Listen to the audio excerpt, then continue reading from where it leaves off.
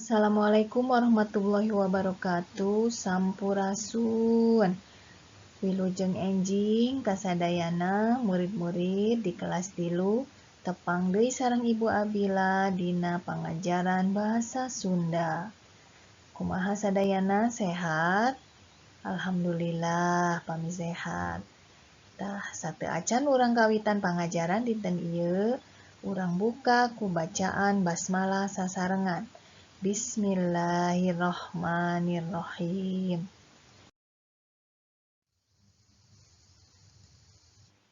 Dinten ieu urang tos nincak dina pangajaran genep dinu materi sosobatan. Dina materi sosobatan ieu urang bakal sasarengan diajar ngeunaan ngaregepkeun hiji carita sareng ngajawab pananya dumasar kanu carita.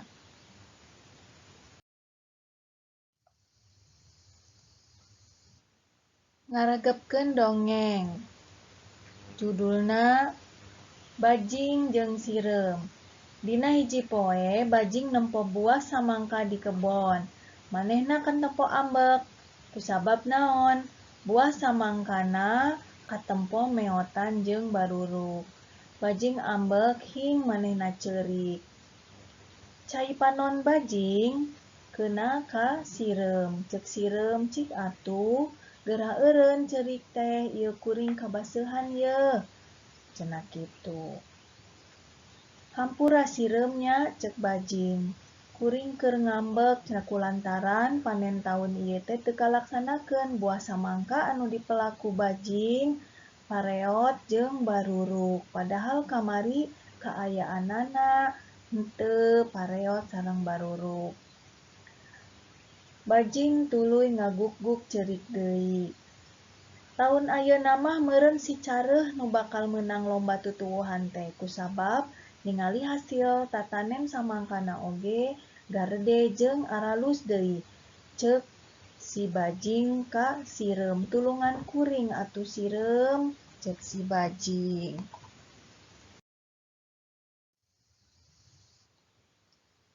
Sireum nyanggupan nulungan bajing. Sireum manggihan baladna nyaeta sakadang kuya.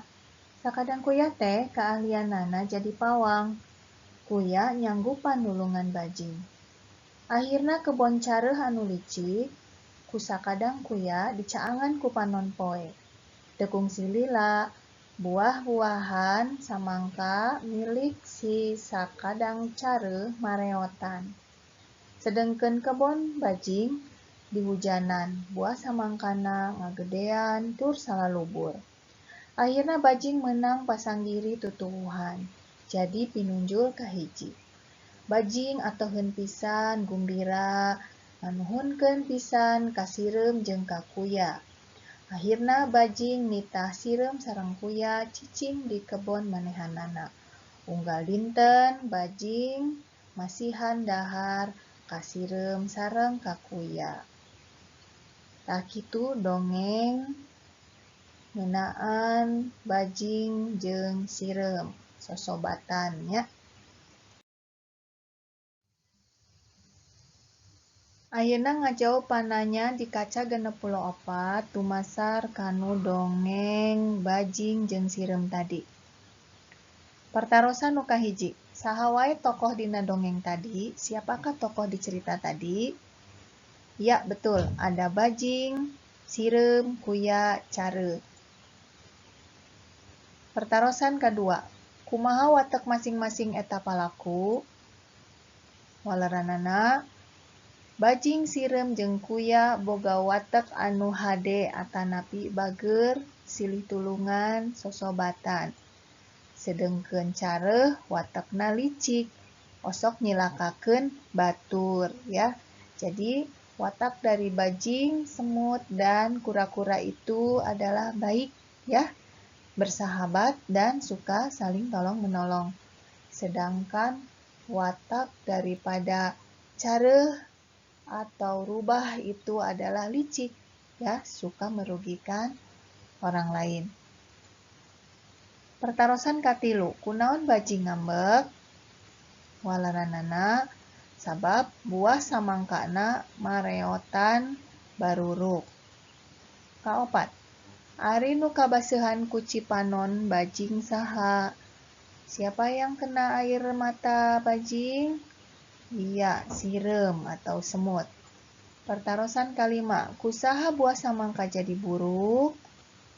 Nyaeta ku care. Tah, ieu pertarosan nomor hiji dugi kalima. Kanggo pertarosan nomor genep dugi ka 10 mangga dikerjakeun ku nyalira di buminya.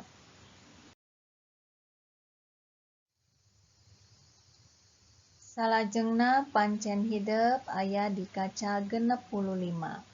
Nyaeta bagian D nyusun huruf, sedengkeun bagian E ngalengkepan huruf anu aya patalina jeung istilah sosobatan.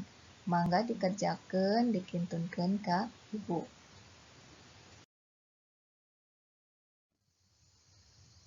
Murid-murid sadayana mung dugi dieu wae materi urang dinten ieu ngeunaan ngaregepkeun carita sareng ngajawab pananya dumasar kana carita sarta nyusun huruf janten hiji kecap ngeunaan aya patalina sareng sosobatan. Mung dugi dieu wae alhamdulillah tos beres pangajaran urang dinten ieu. Hatur nuhun. Wassalamualaikum warahmatullahi wabarakatuh.